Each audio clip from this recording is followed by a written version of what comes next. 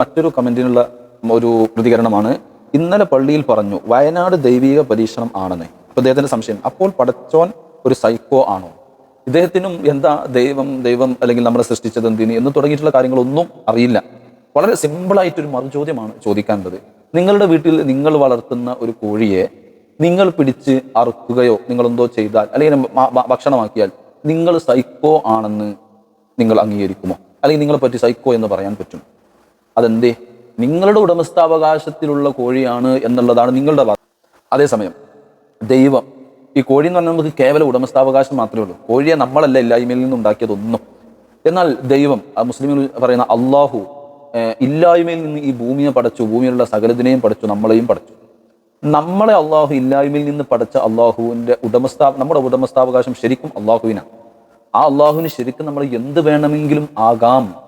പക്ഷേ അള്ളാഹു അവിടെ മറ്റൊരു കാര്യം കൂടി വെച്ചു. ഞാൻ ചെയ്യുന്ന ഇത്തരം കാര്യങ്ങളിലൊക്കെ, ഈ പരീക്ഷണങ്ങളിലൊക്കെ വിജയിക്കുന്നവന്, ക്ഷമിക്കുന്നവന് അവന് ഞാൻ പിന്നീട് വലിയ പ്രതിഫലം നൽകുന്നുണ്ട്.